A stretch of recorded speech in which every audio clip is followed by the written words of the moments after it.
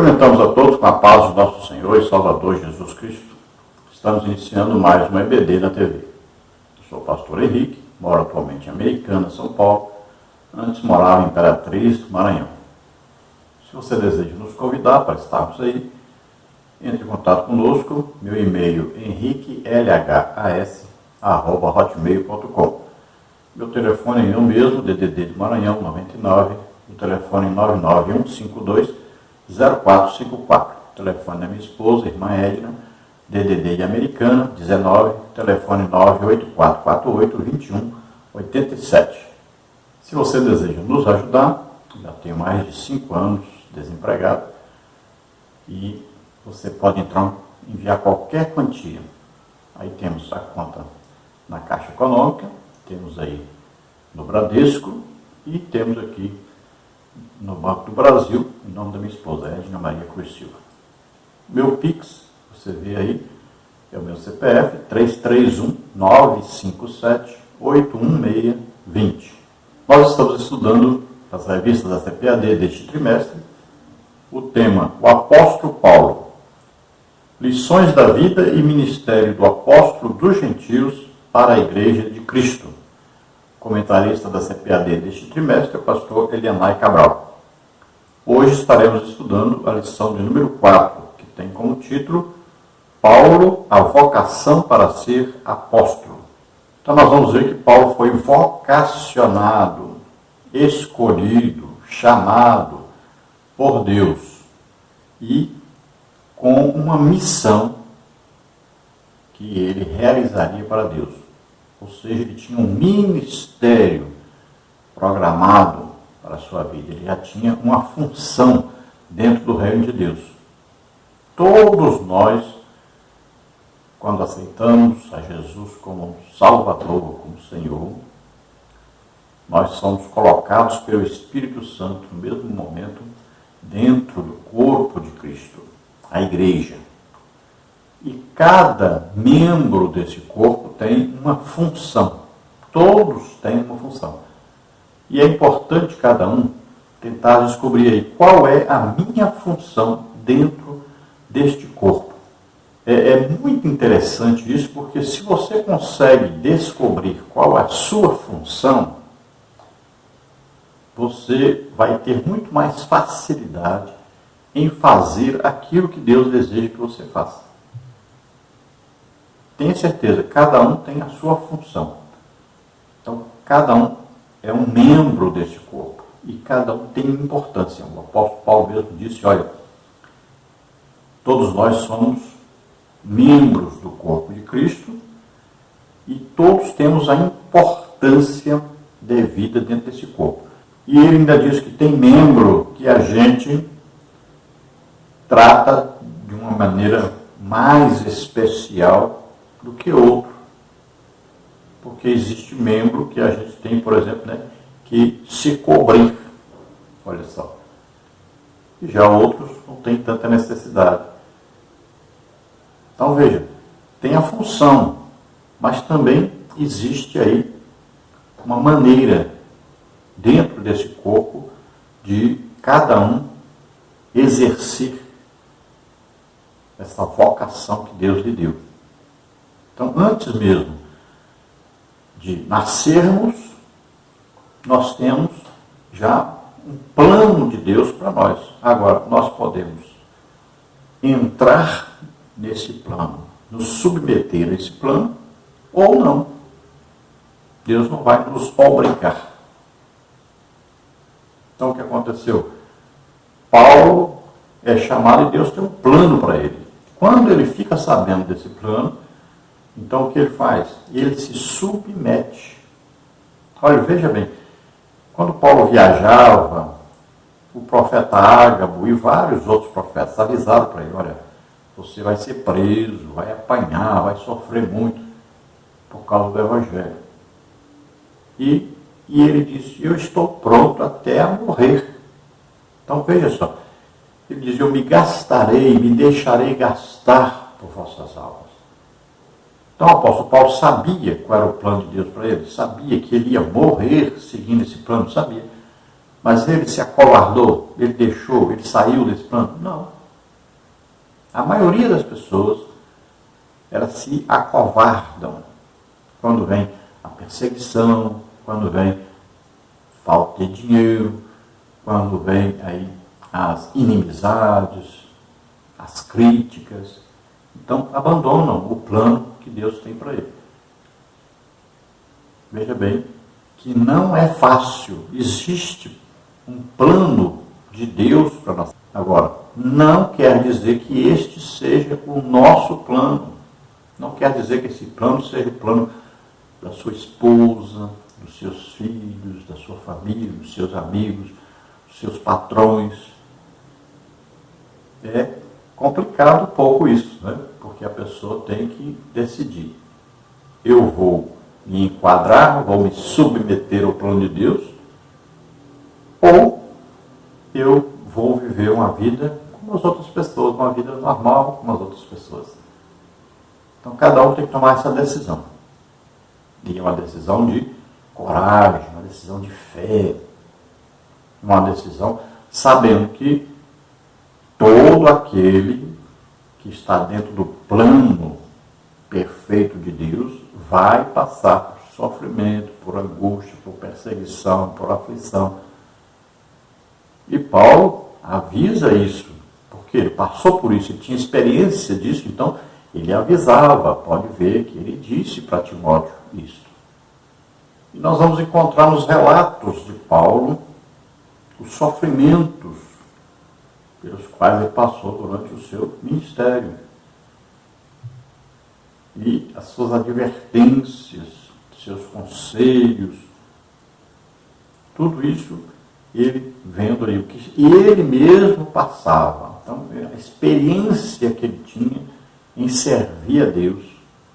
Então, ele passou isso escrito para que nós pudéssemos aprender e saber sobre isso.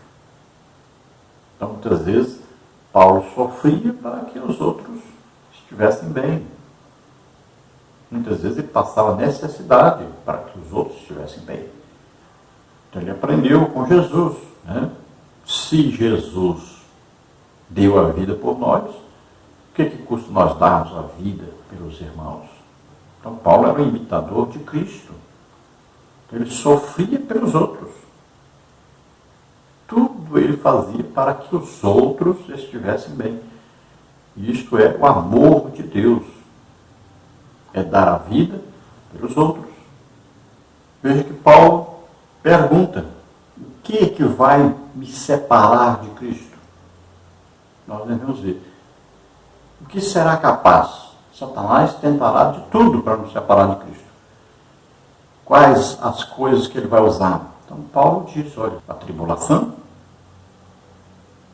a angústia, a perseguição, a fome, a nudez, o perigo, ou a espada.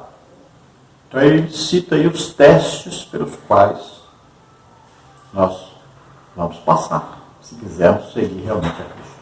Então nessa lição nós vamos estudar alguma coisa aí dentro, então, da vocação de Paulo, do chamado de Paulo, do ministério de Paulo.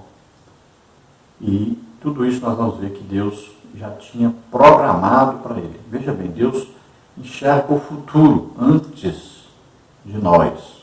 Então, Deus viu que Paulo se converteria, viu que Paulo aceitaria o plano de Deus na vida dele, pelas tribulações que ele iria passar. Tudo, Deus viu a vida de Paulo. Então, e Deus pode falar antes de nós sabermos o que vai acontecer, porque ele já vê o futuro. Para ele não existe passado, presente e futuro. Para ele tudo é presente. Então ele vê o dia que eu nasci e o dia que eu morri. Eu não morri ainda, mas ele já viu. Então ele enxerga o futuro. Não é? Então a presciência é saber uma coisa que acontecerá ainda, mas Deus já sabe. Para ele é presente. Então ele viu Paulo, a vida de Paulo, tudo porque ele ia passar. Então, ele já coloca no coração de Paulo. Olha bem, que coisa interessante. Às vezes você sente vontade de fazer um curso de inglês. Ah, mas eu não vou fazer, não faz e pronto. Mais tarde, Deus quer te usar no ministério e você vai precisar saber falar inglês. Mas você não fez o curso. Quem te deu essa vontade de aprender a falar inglês? Foi Deus, sabendo que no futuro você ia precisar. Porque você ia fazer aquilo que Ele queria que você fizesse. Olha só que coisa interessante. Então, durante a nossa vida, Deus vai nos preparando. Agora, o Espírito Santo vai nos dando aí, ideias, chances, oportunidades de nós fazermos alguma coisa que vai servir para nós no ministério futuro. Então, a experiência que vamos adquirindo vai servir. Por que Paulo estudou aos pés de Gamaliel? Para conhecer profundamente a lei, os sacrifícios, a aliança. Por que isso? Porque no ministério, Paulo precisaria de tudo isso. Para escrever as cartas, né? Nós acreditamos, por exemplo, que Hebreus foi ele. Então, veja só, ele precisaria de todo esse conhecimento. E se ele não tivesse estudado aos pés de Gamaliel? Deus agora ia querer que ele fosse usado e ele ia ter que estudar tudo isso, aprender tudo isso, para ele poder escrever. Mas não, agora ele já tinha essa experiência. Então, quando ele vai escrever, ele tem facilidade. O Espírito Santo pode usá-lo muito melhor, muito mais fácil.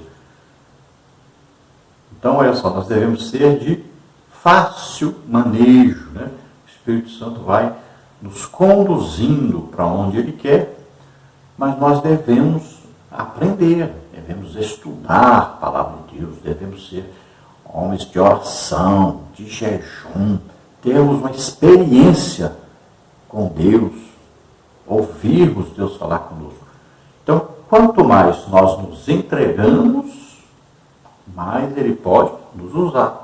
Quanto mais nós temos experiência, olha, na evangelização, na pregação, no ensino, na oração, no jejum, quanto mais experiência nisso, mais facilmente o Espírito Santo pode nos usar. Então, aproveite as oportunidades que surgem em qualquer área do seu trabalho, né, estudar uma língua de outro país, estudar uma profissão, ter uma boa profissão. Tudo isso no futuro vai servir. Tudo isso Deus vai usar para que você tenha um excelente ministério. Então nós vamos ver nesta lição 4, Paulo, a vocação para ser apóstolo. Vamos ver aí, no tópico 1, o ponto de partida para a vocação de Paulo. Vamos ver no subtópico 1, chamada e presciência divina. Subtópico 2, o ministério na plenitude do Espírito. Subtópico 3, Deus mudou o nome de Saulo para Paulo. No tópico 2, nós temos uma vocação efetivada pelo Cristo ressurreto. Subtópico 1, Saulo viu o esplendor glorioso do Cristo ressurreto. Atos 9, 3 a 6. Subtópico 2, uma vocação inevitável para o apostolado entre os gentios. Subtópico 3, a vocação mudou o rumo da vida de Saulo. Tópico 3, vocação de Paulo e o aprendizado no deserto. Subtópico 1, a ida para o deserto. Subtópico 2, as lições do deserto. Subtópico 3, mais lições do deserto. Então, todos esses assuntos nós vamos estudar aí nessa lição. É evidente que o tempo nosso é muito curto para tanta coisa. O principal que você deve fazer neste trimestre é estudar pelo menos o livro de Atos dos Apóstolos. Dá para ler pelo menos aí umas 3 vezes para você se situar dentro das lições. Vamos então ao textual da lição. Paulo, chamado pela vontade de Deus para ser apóstolo de Jesus Cristo. 1 Coríntios, capítulo 1, versículo 1. Então veja que o chamado de Paulo para ser apóstolo é um chamado de Deus, é um desígnio de Deus, é uma escolha de Deus. O que você vai fazer, Paulo, dentro do corpo de Cristo, do reino de Deus na terra? Qual a sua função? Você vai ser apóstolo, ou seja, você vai ser um enviado. Para quê? Para abrir igrejas. Olha só. Qual a função dele? Ele ia pregar o Evangelho, ganhar as almas, estabelecer igrejas e dali colocar alguém para dirigir aquela igreja e vai embora para outro lugar, abrir outra igreja. Esse é o trabalho de um apóstolo. Agora, ele depois vai o quê? Vai coordenar, né? Ele vai visitar, vai escrever cartas, vai coordenar o trabalho. Ele vai passar depois visitando essas igrejas, ver aí como é que estava funcionando, orientar. Então, é um trabalho de um apóstolo. Veja bem. É um trabalho específico. Não era para Paulo ficar dirigindo uma igreja, ficar parado num lugar a vida toda. Não. Esse não é trabalho de apóstolo. Aí, é trabalho de pastor. Então, veja bem. Ele foi chamado para ser apóstolo. Os apóstolos em Jerusalém tiveram esse problema. Foram chamados para ser apóstolos, para pregar por toda a parte. O que eles fizeram? Ficaram em Jerusalém. O único que a gente vê que saiu mais foi Pedro, né? E mais também João deu uma saída. Mas os outros nós não temos escrito alguma coisa detalhada sobre o que eles fizeram. Mas parece que eles permaneceram em Jerusalém. E isso atrapalhou o chamado deles, que era para ser apóstolo, era para sair, abrir igreja, pregando o evangelho por toda parte. A verdade prática. Deus chama pessoas para realizar grandes feitos no reino divino. Então veja que é um chamado específico de Deus e ele tem em vista uma obra a ser realizada. Deus vê lá de cima toda a obra sendo realizada na terra. Então vê todos os crentes, cada um fazendo uma coisa. Mas existe o que? A grande maioria dos crentes que não fazem praticamente nada no reino de Deus. O máximo que eles fazem é ir à igreja aí no domingo, né? E não ganham almas, não evangelizam, não fazem nada para Deus. Nem mesmo orar e interceder pelos povos, pelas nações, pelas pessoas, pela liderança. Nem isso. Muitos nem isso falam. Então veja, é preciso que cada um descubra a sua função dentro desse reino e coloque em prática essa função. Então todos precisam estar ocupados fazendo alguma coisa. Então muitas vezes Deus tem um grande plano aí dentro da vida de um crente, mas ele nunca chega a estar lá para fazer isso que Deus designou para ele fazer. Porque não se entrega, não deseja. Veja só. Então é preciso se submeter. E é preciso se colocar à disposição de Deus para fazer a obra de Deus.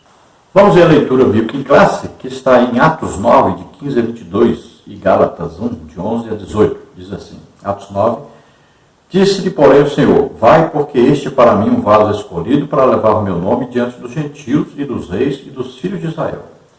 E eu lhe mostrarei quanto deve padecer pelo meu nome.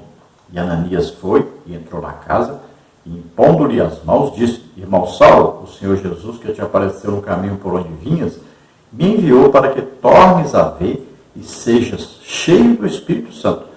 E logo lhe caíram dos olhos como que umas escamas, e recuperou a vista, e levantando-se foi batizado. E tendo comido, ficou confortado, e esteve Saulo alguns dias com os discípulos que estavam em Damasco. E logo, nas sinagogas, pregava a Jesus que este era o Filho de Deus. Todos os que o ouviam estavam atônitos e diziam, não é este o que em Jerusalém perseguia os que invocavam este nome? E para isso veio aqui, para os levar presos aos principais dos sacerdotes? Saulo, porém, se esforçava muito mais e confundia os judeus que habitavam em Damasco, provando que aquele era o Cristo. Gálatas 1, 11 agora. Mas faço-vos saber, irmãos, que o evangelho que por mim foi anunciado não é segundo os homens, porque não o recebi de homem algum, mas pela revelação de Jesus Cristo. Porque já ouvistes qual foi antigamente a minha conduta no judaísmo, como sobremaneira perseguia a igreja de Deus e a assolava. E na minha nação excedia em judaísmo a muitos da minha idade, sendo extremamente zeloso das tradições de meus pais. Mas quando aprouve a Deus que desde o ventre da minha mãe me separou e me chamou pela sua graça, revelar seu Filho em mim, para que eu pregasse entre os gentios, não consultei carne nem sangue, nem tornei a Jerusalém a ter com os que já antes de mim eram apóstolos, mas parti para a Arábia e voltei outra vez a Damasco. Depois, passados 3 anos, fui a Jerusalém para ver a Pedro e fiquei com ele 15 dias. Então vamos estudar isso aí mais detalhadamente aí durante os próximos 2 vídeos. Este é o primeiro vídeo que nós fazemos 3 partes, depois juntamos tudo na quinta-feira e fazemos um vídeo só. Então, esta é a primeira parte. Lembrando que todos os slides, figuras aí ilustrativas que nós usamos aqui estão aí no nosso blog, você entra e pega gratuitamente. Também a lição escrita, que é bem mais detalhada, tem muita coisa para você ler lá e aprender sobre a lição, está aí também no nosso blog e no nosso site. Estamos iniciando então a segunda parte dos vídeos e depois estaremos fazendo a terceira parte também, onde nós oramos, para aqueles que querem se converter e para aqueles que desejam ser curados de doenças e enfermidades. No final estaremos orando. Vamos então a essa segunda parte, lembrando que todos os slides que aqui usamos você pega gratuitamente no nosso blog, também os ensinos escritos temos lá para você pegar gratuitamente. Vamos então à introdução da lição. Vamos então à introdução da lição, que diz o seguinte: nesta lição estudaremos a respeito da vocação de Paulo para o santo apostolado. Veremos o ponto de partida de sua vocação e sua escola de formação no deserto da Arábia. Assim teremos uma visão geral de como Deus usa o tempo e as circunstâncias para formar um ministério útil para o reino de Deus. Então é interessante notarmos aí que Paulo é escolhido, Jesus já disse que ele foi escolhido para fazer esta obra de apóstolo. Então ele vai transmitir a palavra de Deus, vai abrir igrejas, vai coordenar o trabalho dessas igrejas, vai orientar os pastores dessas igrejas, vai escrever cartas doutrinárias, tudo isso. Então Paulo foi chamado para isso. Agora ele precisa ter um treinamento, ele vai aprender. Ninguém nasce sabendo fazer toda a obra de Deus. Então tem que ter uma experiência.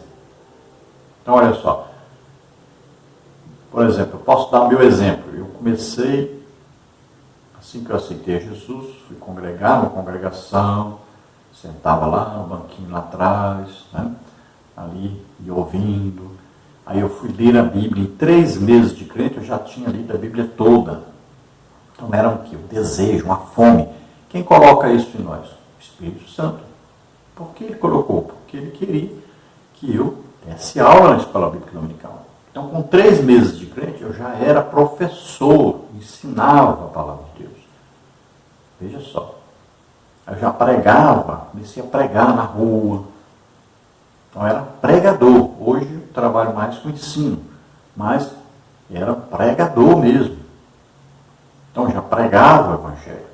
Porque eu lia muito. Depois de ler a Bíblia toda em 3 meses, eu já comecei a ler direto, novamente, para todo ano ler a Bíblia pelo menos uma vez, a Bíblia toda, todo ano. Então, é importante você ir sentindo isso, essa orientação do Espírito Santo, e você vai se submetendo. Desde que eu aceitei a Jesus como Senhor e Salvador, todo dia, pelo menos 1 hora de oração, todo dia. O jejum, toda semana, orar, aí jejuar pelo menos 1 dia por semana, às vezes 2 dias, às vezes 3 dias, Então, isso deve ser o quê? Normal na vida do crente. Então, você vai sentindo a orientação do Espírito Santo, você vai se submetendo. É importante. Mais tarde você vai ver que é importante. Então, você tem que ter uma prática. Sempre evangelizei colégios, praças, hospitais, prisões. Olha só, isso é prática na vida cristã que é necessária. Então, você precisa se submeter ao Espírito Santo e ir fazendo isso. Fazíamos culto na rua, 2 cultos na rua por semana. Então depois fomos o quê? Missionário. Foi para o campo missionário. Abrimos 8 igrejas, pela graça de Deus. Olha só, tudo é o quê? Experiência, né? Eu já fui líder de missão no lar, já fui líder de evangelização nas ruas, que é campanha, né? Que a gente chama de campanha. Já fui líder do família, departamento de família, já fui superintendente geral da igreja, com mais de 20 mil alunos, já fui superintendente nas congregações, onde eu congreguei, professor sempre, ministrando aulas. Tudo isso é o quê? Experiência, você vai tendo, né? Então você vai participando dos trabalhos da igreja. E você vai aprendendo como é que funciona e tudo. Né? Então já dirigi igreja.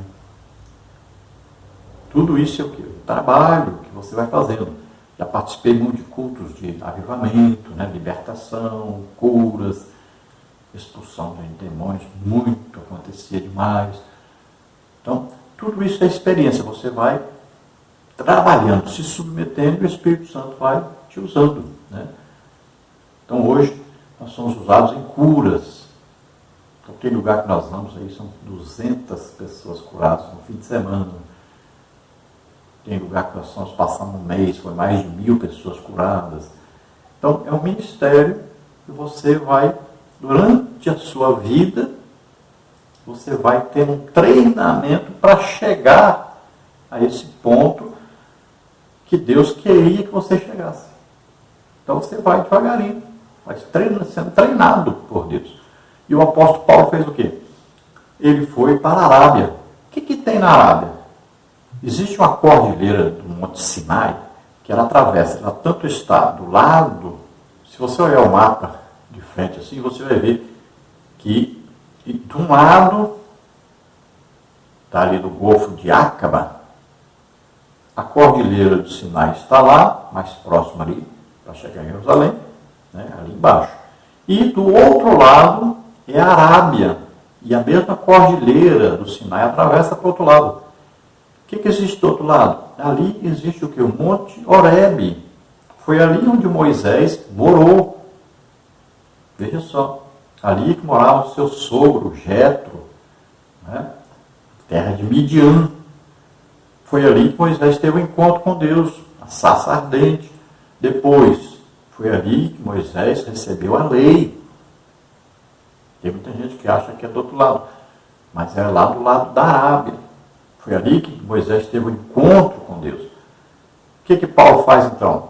Quando ele se converte, né, ele teve um encontro com Jesus, nós cremos que Paulo já estava tocado com os testemunhos dos cristãos, e principalmente de Estevão, e tinha desejo já de ver Jesus, de falar com Jesus, de conhecer esse Jesus. Então Jesus aparece a ele é escolhido então para ser apóstolo. Ele, em Damasco, ali, ele tem o primeiro treinamento, ele começa a pregar ali.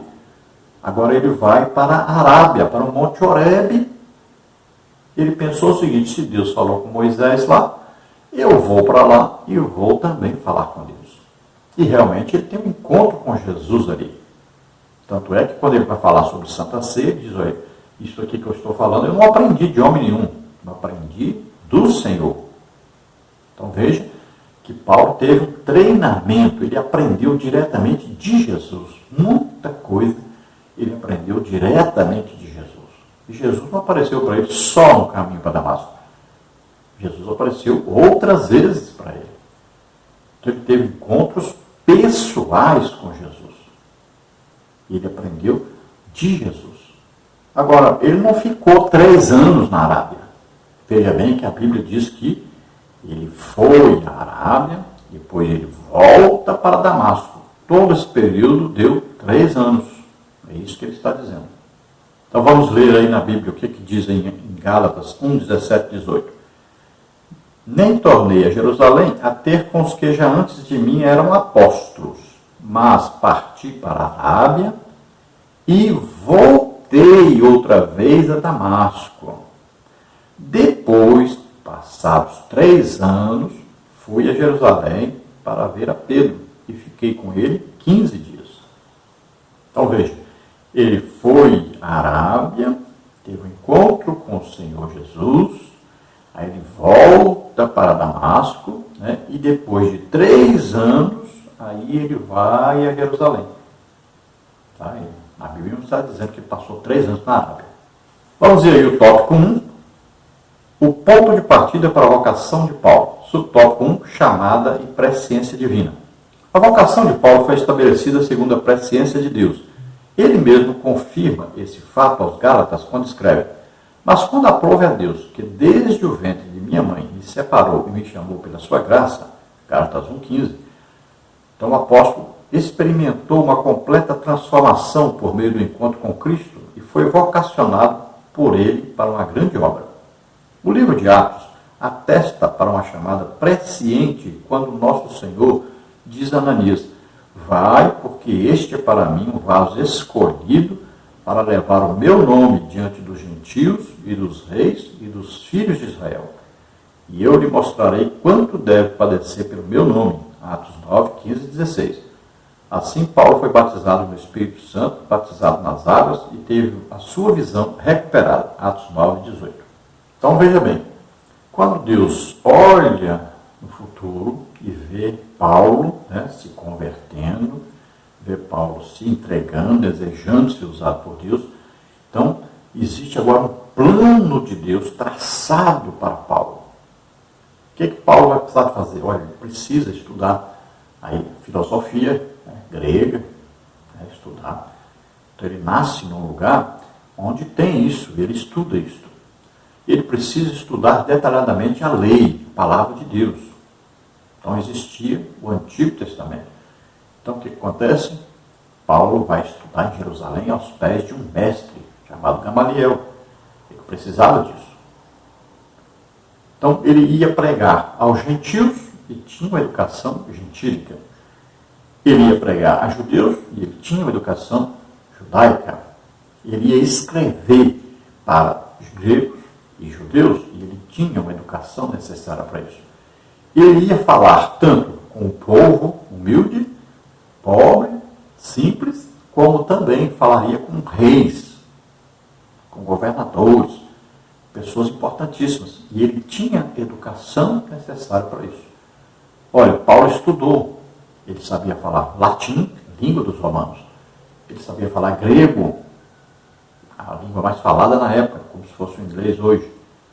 E ele sabia falar aramaico, que era a língua falada lá nos países como, por exemplo, no Iraque, né?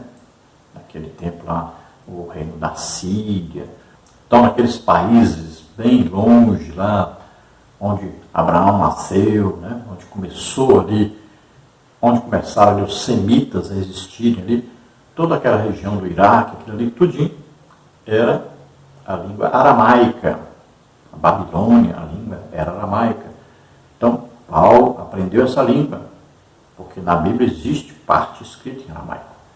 Né? Então, Paulo aprendeu outra língua, qual é? Hebraico, a língua que os judeus falavam na época. Então, veja só, todas essas línguas eram importantes e Paulo aprendeu a falar essas línguas, porque era importante para o seu ministério. Ele nem sabia que no futuro ele usaria todas essas línguas para pregar o Evangelho. Então ele aproveitou as oportunidades. Deus escolhe, direciona, cuida, né? Imagina quantos perigos Paulo passou e Deus o protegeu, o livrou, porque tinha um plano para ele. E assim conosco. Então Deus tem um plano para cada um de nós. E nós precisamos aproveitar as oportunidades e nos encaixarmos aí nesse plano, né? Nos colocar assim à disposição. Usa-me, Senhor, do jeito que o Senhor quiser, me leva para onde o Senhor quiser, faça comigo o que o Senhor quiser. É colocar a vida, entregar totalmente a vida para Deus e deixar Ele conduzir. Então, nós temos que ser assim, maleáveis. O Espírito Santo vai nos conduzindo, nos levando para onde Ele quer. Então Jesus já diz para Ananias: olha, vai, porque este homem é um escolhido, eu escolhi. Eu tenho um ministério, tenho uma função para ele. E ele vai levar a palavra de Deus, a evangelização, até mesmo aos reis. Agora, Jesus diz também que ele vai padecer, ele perseguiu os cristãos e ele vai ser perseguido. Ele matou cristãos e ele vai ser morto. Então ele vai sofrer pelo Evangelho. Então olha só que a primeira preparação necessária é o quê? Então ele se converte, ele é batizado nas águas, ele é batizado com o Espírito Santo. Isso é essencial. Conversão, batismo nas águas, batismo com o Espírito Santo. Isso é essencial, é primordial, é a primeira coisa que deve acontecer com todo cristão. Então, é básico. E pode ver que em Atos dos Apóstolos nós vamos ver que isso é básico. Olha lá, cerca de 120 reunidos, todos foram batizados nas águas e todos foram batizados com o Espírito Santo. Então, no início ali da igreja, houve um batismo geral nas águas, além daqueles apóstolos que já tinham sido batizados por João Batista, por Jesus, né? Agora, eles foram batizados com o Espírito Santo. Então, isso é coisa essencial. Batismo com o Espírito Santo é que vai conduzir o crente para o reino espiritual. Vai ter um conhecimento superior. É um conhecimento que está acima do conhecimento humano. Então aqui nós temos os livros, né? Nós temos a Bíblia, nós temos muita coisa. Nós vamos estudando aqui, é o conhecimento humano, intelectual. Agora, acima desse conhecimento intelectual, existe o conhecimento espiritual. São as revelações de Deus. Isso é muito importante. O batismo com o Espírito Santo é que vai nos conduzir a esse conhecimento espiritual. E aí nós vamos colocar em prática. Então não adianta nada conhecer se não colocar em prática. Então nós vamos colocar em prática. Então nós vamos pregando o Evangelho e o batismo com o Espírito Santo nos capacita. Ele nos dá força, poder para pregar esse Evangelho com intrepidez. E aí nós vamos pregando, e à medida que vamos pregando, aí agora o Espírito Santo vai nos concedendo os dons do Espírito Santo, que são as armas de guerra. Agora, armas são dadas para quem quer guerrear. Então, você entra na guerra, e aí o Espírito Santo vai lhe dando armas, que são os dons do Espírito Santo. E assim foi com Paulo. Paulo diz, olha, o meu apostolado foi confirmado por Deus entre vós, com quê? Com sinais, prodígios, maravilhas. Então, a autenticidade do apostolado, a autenticidade do ministério. Agora, para Paulo chegar a ser um apóstolo, ele passou por etapas. Veja que Paulo dirigiu as congregações que ele abria, pouquinho tempo, mas dirigiu. Paulo ensinava a palavra de Deus. Paulo evangelizava. Olha bem, Paulo orava para as pessoas serem curadas, expulsava demônios. Olha, tudo é o que é uma preparação. São os ministérios, né? Você vai crescendo ali dentro, fazendo a obra de Deus, e você vai sendo usado. Às vezes você é usado na pregação, depois começa a ser usado no ensino, você é usado agora em milagres e curas, libertações, e vai, é assim. Aí os ministérios acontecem, olha, apóstolo, profeta, né? Aí tem evangelista, pastor, mestre, são 5 ministérios. Assim como o corpo humano tem 5 sentidos, né? Então aí tem a visão, o olfato, o paladar, o tato e a audição. 5 sentidos. O corpo de Cristo, a igreja, né? Então ela tem o quê? Os 5 ministérios funcionando.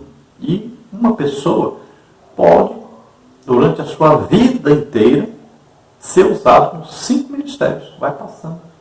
Um, outro. O apóstolo Paulo passou por essas etapas.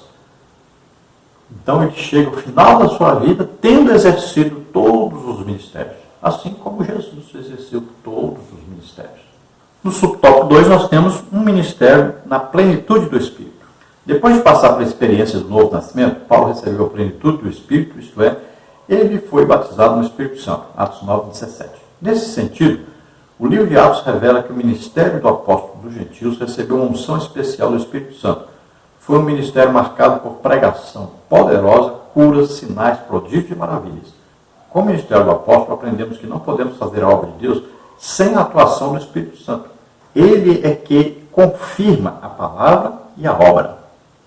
Então isso é muito importante hoje, porque o ministério ele é confirmado por Deus, com sinais, prodígios e maravilhas. Veja lá que Pedro, quando prega em Atos, você vai ver ele falando, esse Jesus foi confirmado por Deus entre vós, com o quê? Com sinais, prodígios e maravilhas. Esses sinais, prodígios e maravilhas confirma tanto o pregador, ou o ministro, como o que ele prega. Olha em Marcos, capítulo 16, versículo 20. E eles saíram pregando e Deus confirmava a palavra que eles pregavam com sinais, prodígios e maravilhas. É impressionante hoje que a gente vê quantos pregadores famosos não existe confirmação do ministério. É impressionante isso. Quantas pessoas são ministros aí há quantos anos e não tem confirmação sobrenatural do seu ministério. É apenas natural. Ele sabe pregar direitinho, ele sabe administrar direitinho. Isso aí não é um ministério dado por Jesus Cristo e confirmado por Jesus Cristo. Então é preciso buscar isso. Todo crente deve ter intimidade com o Espírito Santo e ser usado poderosamente pelo Espírito Santo. Agora você precisa desejar e acreditar. Então é bem claro aí. Paulo fala, meu apostolado é confirmado por Deus. Então é confirmado por Deus com sinais, prodígios e maravilhas. Então veja aí Pedro, veja aí Filipe, veja aí Estevão. Olha, sinais, prodígios e maravilhas. Sempre nós vamos ver a confirmação. Né? O apóstolo João foi o homem mais usado em quê? Palavra de sabedoria. Escrevia a respeito do futuro. Ele tinha revelações, que é um dom do Espírito Santo, revelações a respeito do futuro. Palavra de sabedoria. Então Paulo vivia cheio do Espírito Santo e sendo usado poderosamente pelo Espírito Santo. Veja em Efésios o que aconteceu. Pessoas botaram fogo nos livros mágicos. Né? Olha só que coisa impressionante. Pessoas eram curadas de todo jeito. Levavam até os lenços e aventais de Paulo e jogavam lá no cima dos enfermos e eram curados. Os demônios eram expulsos. Olha só, coisa fantástica, maravilhosa. Maravilhosa mesmo. Que acontecia no ministério de Paulo. Subtópico 3. Deus mudou o nome de Saulo para Paulo. Na Bíblia, vemos ocasiões em que Deus mudou o nome de pessoas. Abrão para Abraão, Gênesis 17:5. Temos aí a Sarai para Sara. Né? Jacó para Israel, Gênesis 35:10. Como Jesus alterou o nome de Simão para Pedro, Marcos 3:16, João 1:42. Entretanto, isso não se deu com o nome do apóstolo Paulo. Não há qualquer menção disso na Bíblia. O que explica a mudança de ênfase no nome de Saulo para Paulo é a origem do apóstolo. O nome Saulo, aportuguesado de Saul, remonta à sua origem judaica. Já Paulo, aportuguesado de Paulo, em latim, sua cidadania romana. Como o ministério do apóstolo buscava alcançar os gentios, o nome Paulo foi naturalmente usado no trabalho missionário e, consequentemente, nas escrituras canônicas. Então veja que coisa bem simples, né? Saulo era um nome, na verdade, Saul, né? Hebraico. E aí, Saulus, do hebraico para o grego, passou a ser Saulus. Aí, esse Saulus, você transliterando para o latim, vai ficar Paulus. E você, pegando Paulus do latim para o português, o que acontece? Vira Paulo o nome. É isso que aconteceu, só isso.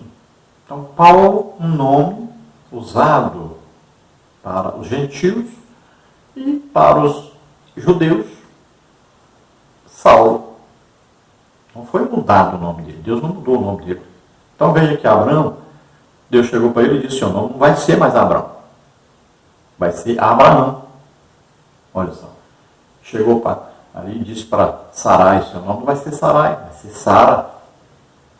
Olha aí, Jacó. Então Deus disse: seu nome não vai ser mais Jacó, vai ser Israel. Veja aí, Jesus chega para Simão e diz: seu nome é Pedro agora. Olha aí. Mas com Saulo não aconteceu isso. Deus não chegou e disse: vou mudar seu nome. Não. É apenas aí a tradução do nome, a mudança, né? Olha, por exemplo, nós temos vários nomes que nós traduzimos às vezes, né? Olha, alguém chega lá, por exemplo, alguém nasce nos Estados Unidos, o nome dele é Paul. Mas quando chega no Brasil, as pessoas começam a chamar ele de Paulo. E aí? Fica conhecido como Paulo. Mas o nome dele não é Paulo, é Paul. Olha só. Olha lá, John. Chega no Brasil, o povo começa a chamar de John, então daqui a pouquinho, vou chamar de João mesmo, que é o nome brasileiro. Pronto. Aí pega o nome e começa a chamar de João. Então veja só que são mudanças de linguagem. Não é que Deus mudou o nome de Saulo para Paulo. Cuidado com pregadores. Os pregadores têm mania de enfeitar as coisas e não é correto. Então terminamos aqui a segunda parte dos vídeos. Vamos à última parte, a terceira parte dos vídeos agora. Lembrando aí que os slides que nós usamos aqui, as figuras ilustrativas, temos aí no blog gratuitamente. Também os estudos escritos, temos aí para você acessar. Tem muita coisa lá. Então iniciamos agora aí a parte 3 dos vídeos. E na quinta-feira nós juntamos as 3 partes, fazemos uma parte só. E você, lembre-se, os slides estão aí no nosso blog gratuitamente e também a lição escrita está aí gratuitamente. Vamos então ao tópico 2, uma vocação efetivada pelo Cristo ressurreto. Subtópico 1, Saulo viu o esplendor glorioso do Cristo ressurreto. Atos 9, 3 a 6. Não foi uma miragem, nem uma ilusão de ótica, mas Saulo viu realmente o Cristo ressurreto, a quem ele perseguia. Atos 9, 17. Essa visão gloriosa ofuscou seu orgulho ante as autoridades judaicas e foi definitiva para a vida daquele que, mais tarde, seria um embaixador de Cristo entre os gentios. Então veja que essa visão de Cristo, então ele viu o quê? Viu aquilo que Estevão viu. Viu Jesus. Então agora, olha só, todos aqueles cristãos que ele perseguia falavam desse Cristo que havia ressuscitado, estava vivo. Ele viu agora que Estevão viu esse Jesus vivo e testificou disso. Então ele ficou com aquilo na cabeça. Será que é verdade? Ou será que isso é uma seita?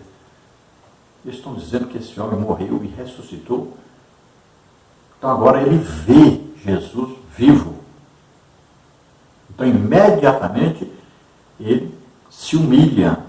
Ele reconhece que ele está errado, que realmente Jesus está vivo.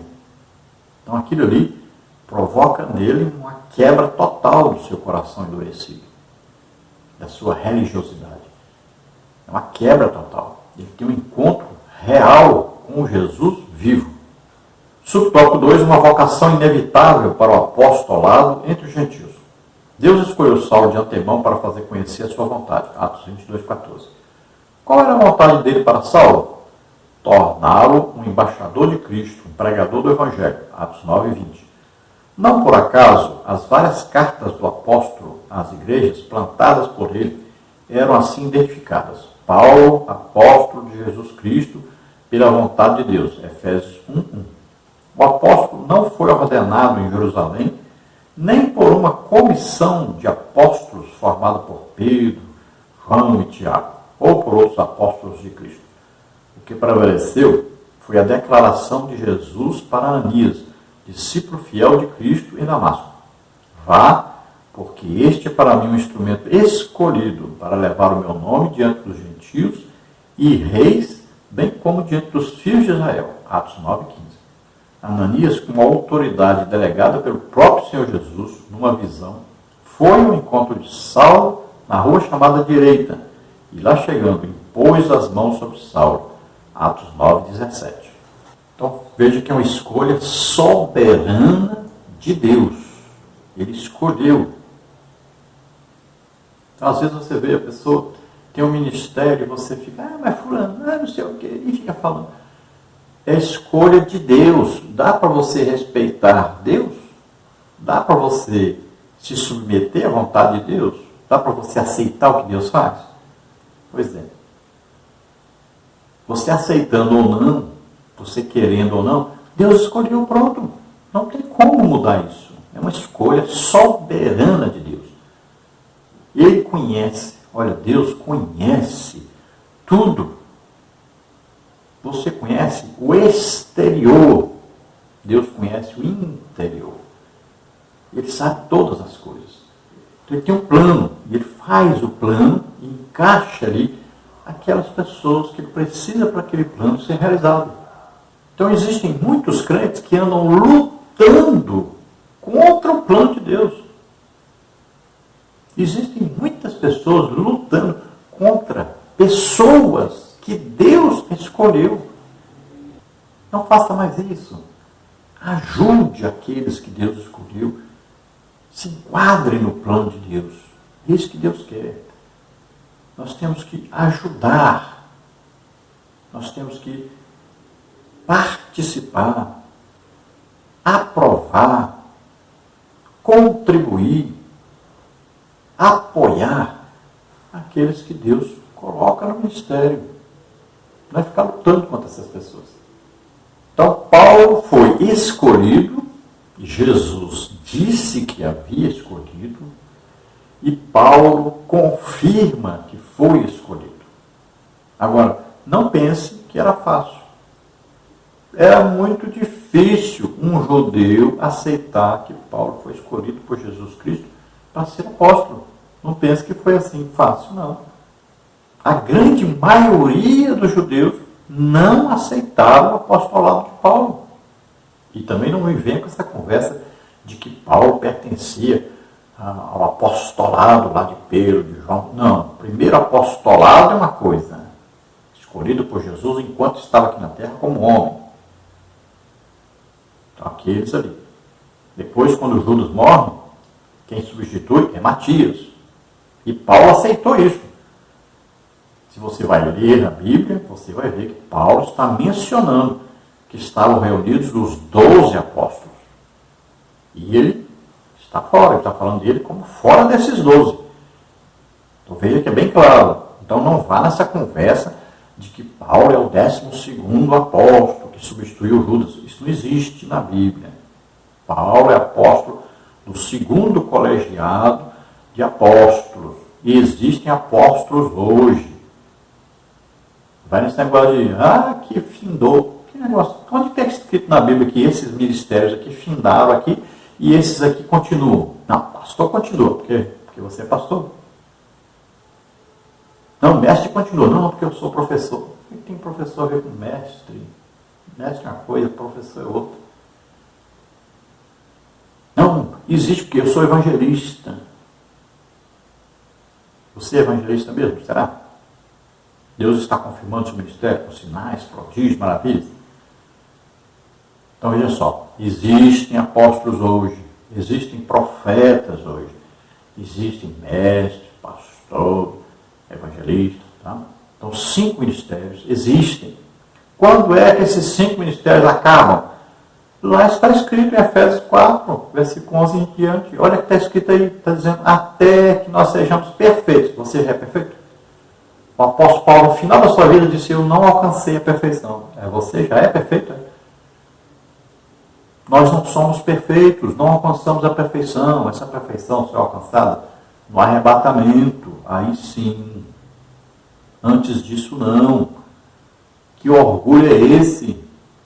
Você já se acha perfeito já? Então, os ministérios vão durar até o dia do arrebatamento. Antes disso, sempre vão existir os ministérios na igreja. Os 5, não tem lugar nenhum dizendo que esse pode e esse não pode. Isso é conversa de calvinista. Isso é conversa também de gente por aí, religioso. Né? Esse ministério pode, esse não. Por quê? Porque eu não posso dividir o dinheiro com o outro. Tem só de pastor, fica com dinheiro e não dou para ninguém. Os outros ministérios fazem de conta que não existe, porque aí eu não preciso dividir meu dinheiro com eles. Aí com os dons, lá na igreja calvinista, não, esse dom aqui pode, mas esse aqui não. Esse aqui é só para aquele tempo. Onde é que está escrito isso? Que esses são para aquele tempo e esses outros para cá? Onde é que está escrito isso? Não tem. Então pare de torcer a Bíblia. Aceite a palavra de Deus como ela está escrita. Então Jesus declara a Paulo, apóstolo, os discípulos, todos aqueles que aceitaram Jesus como Senhor e Salvador através de Paulo, podem confirmar que ele é apóstolo. Ananias pode confirmar, Barnabé pode confirmar, e depois ele vai a Jerusalém e os apóstolos confirmam o seu apostolado. Agora, não oraram para ser apóstolo, porque quem escolheu foi Jesus. Você tem essa mania, né? Se não foi aqui o ministério que impôs a mão sobre ele, disse que ele agora é isso, ele não pode ser isso. Não, existem muitos ministros de Deus dentro da igreja hoje que não são nem diáconos. Muitos ministérios dentro da igreja que não são reconhecidos, são colocados de lado, são humilhados, são pisados. Muitos. Mas quem escolhe é Jesus. Se você quiser confirmar, bom. Se não quiser confirmar, continua sendo. Jesus que escolheu. Jesus que capacitou. O Espírito Santo mostra isso todo dia para você, que é a escolha dele. Você não quer aceitar? Problema seu. Quem escolhe é Jesus, o ministério. Quem capacita é o Espírito Santo. Não depende de homens, não. Subtópico 3. A vocação mudou o rumo da vida de Saulo. De perseguidor dos seguidores de Jesus, de personalidade tenaz e obstinada, Atos 9, de 1 a 6, Deus chamou Saulo e transformou no apóstolo que seria o maior responsável pela expansão da igreja no mundo gentílico. A operação da graça salvadora na vida de Saulo promoveu uma mudança radical em sua vida. Foi Jesus que o confrontou, o surpreendeu e o chamou pelo nome. Cristo ainda chama o ser humano para frutificar no reino de Deus. É necessário um encontro real com Cristo. Quando isso acontece, ele capacita o ser humano para o seu propósito. Assim aconteceu com Saulo. Então veja de um grande perseguidor, de um homem obstinado, um homem que respirava ameaça, um homem violento que queria matar, queria prender, queria bater. Olha, desse homem, Jesus fez um apóstolo. Então quando ele tem um encontro com Jesus, ele é transformado radicalmente. Veja o Pedro antes, né? E o Pedro depois. Veja aí João, chamado Boanerges, né? Filho do trovão, queria que descesse fogo do céu e matasse todo mundo. Olhem que João foi transformado. Quando teve encontro com Jesus real. Veja a mudança de Pedro, veja a mudança de João. João se tornou um discípulo amado, íntimo de Jesus. Veja que após conhecer Jesus intimamente, João teve uma mudança radical, passou a ser o discípulo amado, vivia aí pertinho de Jesus, passou a ser o discípulo mais manso, mais humilde, usado aí para a revelação do futuro, né? Aí, Apocalipse, né? Imagine, se tornou um homem manso, humilde, cheio de amor, de misericórdia. Então é uma mudança. Tem um encontro com Jesus e a mudança ocorre. Então Paulo passou a ser um produtor de filhos de Deus. Olha só, ele pregava o Evangelho, ministrava curas, libertações, milagres ocorriam, e as pessoas se convertiam e se tornavam agora igreja de Jesus Cristo. Então, um homem que abriu muitas igrejas, né? E que disciplinou, doutrinou, né? Orientou essas igrejas, seus líderes, seus membros. Então, um verdadeiro apóstolo, enviado por Jesus Cristo. Quem escolhe os ministérios é Jesus Cristo. Quem capacita? O Espírito Santo. No tópico 3, vocação de Paulo e o aprendizado no deserto. Subtópico 1, a ida para o deserto. O ministério de Paulo precisava de uma preparação austera e silenciosa de comunhão com Deus e de reflexão. Em vez de ir a Jerusalém para aprender com os apóstolos, ele afastou-se dos judeus nas sinagogas, onde posteriormente passou a apresentar Cristo. Paulo tomou o caminho da Arábia, a sudeste de Damasco, sob o domínio do rei Aretas, Gálatas 1, 17, 18, confere 2 Coríntios 11, 32. O apóstolo preferiu viver em um lugar na região desértica da Arábia, onde habitavam alguns grupos nômades, e ele era totalmente desconhecido. No deserto, Deus ensinou Paulo a ser o líder que ele precisava para expandir o seu reino. É claro que aqui, o comentarista, ele usa aí o que aprendeu lendo os livros sobre isso e tal, as ideias, a maneira de ver de algumas pessoas e tal. Mas, se você for realmente estudar a fundo, pedir aí uma orientação do Espírito Santo, você vai chegar à conclusão que o apóstolo Paulo, ele procurou ir onde Moisés teve o encontro com Deus. E isso também é complicado para você entender que não foi onde hoje as pessoas visitam o Monte Sinai ali. Não é desse lado, é do outro lado, do Golfo de Acaba. É difícil para você compreender, nós já explicamos isso numa lição, bem detalhadamente, mostramos provas e tudo mais, mas que as pessoas não aceitam por causa do interesse financeiro hoje. Mas, na verdade, foi do lado direito aí do Golfo Acaba, ali é a Arábia, ali tinha o Monte Sinai, ali tinha Monte Horebe, ali tinha terra de Midian, onde Moisés morou, onde se casou com Zípora, filha de Jetro. É ali que ele teve um encontro com Deus na sarça ardente, no Monte Horebe. Então Paulo foi até ali, Arábia.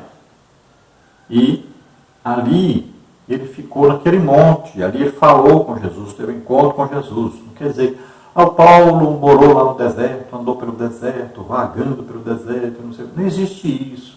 Tá? Paulo foi ao Monte Horebe, ali ele foi orar, jejuar, e teve então um encontro com Jesus, onde ele aprendeu muita coisa, inclusive sobre a Santa Ceia. E ele mesmo diz isso. Eu aprendi do Senhor, não aprendi com homem nenhum, aprendi do Senhor. Então ele foi ali ter um encontro real com Jesus, além do outro que ele já tinha tido, no caminho de Damasco. Agora ele tem o segundo encontro com Jesus, e Jesus ensina para ele. Tudo ele pergunta e Jesus então ensina. Nós podemos fazer isso. Então você coloca aí a sua vida no altar, jejua, ora, vai lendo a Bíblia e vai perguntando. O que quer dizer isso? Jesus me ensina. Como é que é isso? Como é que é aquilo? E tal. E vai perguntando. E ali você vai obtendo as respostas. São revelações sobrenaturais. Todo crente pode fazer isso. Um crente hoje pode ter um encontro assim com Jesus? Onde está escrito que não pode? É uma coisa interessante que Tiago fala. Parece que Tiago pega a gente e fala assim, vem cá. Você sabe quem era Elias? Elias era um homem sujeito às mesmas paixões que nós. Aprenda isso pelo amor de Deus. E Elias mandou parar de chover, ficou 3 anos e meio sem chover. Elias era um homem tremendamente usado em milagres, mas era um homem sujeito às mesmas paixões que nós. Era um homem. Paulo era um homem. Por favor, entenda isso. O que nos faz crentes, filhos de Deus, o Espírito Santo que mora em nós, que nos dá poder, é o Espírito Santo. O poder não vem de nós, não é nosso. Entenda isso. Não é porque você é melhor que os outros que Deus vai te usar. Não. Então, entenda isso, por favor. Então, Paulo falou pessoalmente com Cristo. Você pode falar? É evidente que sim. Simples. Gente, precisamos entender as coisas. Precisamos desejar e acreditar. Senão, não vai ver, não vai acontecer. Tudo depende da nossa fé. Então Paulo teve um encontro com Cristo e ele volta para Damasco, depois de 3 anos pregando ali o Evangelho em Damasco, ali, então, aí é que ele vai a Jerusalém e fica 15 dias lá com Pedro. Subtópico 2, as lições do deserto. O apóstolo sabia que precisava aprofundar o seu conhecimento acerca de Jesus Cristo, pois seu caminho seria de confrontos com dúvidas, oposição e rejeição. Então foi para o deserto da Arábia e ficou 3 anos aproximadamente entre a sua conversão e seu retorno a Jerusalém. Gálatas 1, 17, 18. Esse período serviu para Paulo reavaliar a si mesmo diante de Deus, suas crenças e convicções judaicas, confrontando-as com a revelação da graça de Deus em Cristo Jesus. Assim, Paulo se preparou para explicar sua vocação aos líderes da igreja em Jerusalém. Então, aqui existe um claro erro aí de interpretação da palavra de Deus, e muita gente fala isso, mas está errado. Tá? E eu até coloco isso numa apostila, que eu dou curso para professores, superintendentes, e aí eu coloco na apostila isso aí, e as pessoas leem e aceitam isso na mesma hora. Depois eu tenho que explicar, não, está errado isso. Paulo não passou 3 anos na Arábia. A Bíblia está dizendo bem claro, ele foi à Arábia, depois ele volta para Damasco, aí sim, 3 anos depois disso, que ele está ali em Damasco, ele vai a Jerusalém. Em lugar nenhum está escrito que Paulo passou 3 anos na Arábia. Então, cuidado com isso. Leia atentamente e não vá na conversa dos outros. Vá sempre lendo a Bíblia, orando direitinho o que está escrito na Bíblia. Mas o importante é que Paulo então teve um encontro com Jesus. Jesus revelou muita coisa para ele. E ele foi então fortalecido com esse encontro, com esse aprendizado. E ele pôde agora sair pregando o Evangelho com mais convicção ainda que ele tinha antes. Subtópico 3, mais lições do deserto. Saulo passou a usar seu nome romano Paulo, com o qual se tornou conhecido em seu ministério. Ao tomar o rumo do deserto para refletir e aprender, o agora Paulo foi despido de toda a filosofia e religiosidade legalista do judaísmo. No deserto ele aprendeu que a simplicidade era a chave que abria a porta do cristianismo, que era preciso dominar suas paixões, substituindo-as pela alegria da salvação em Cristo.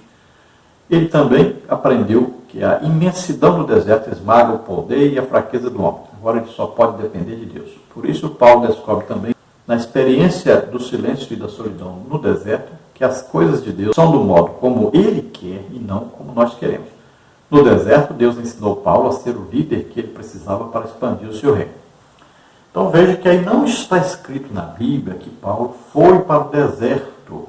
Está escrito que Paulo foi ao monte na Arábia. E ali então ele foi fortalecido para exercer o seu ministério.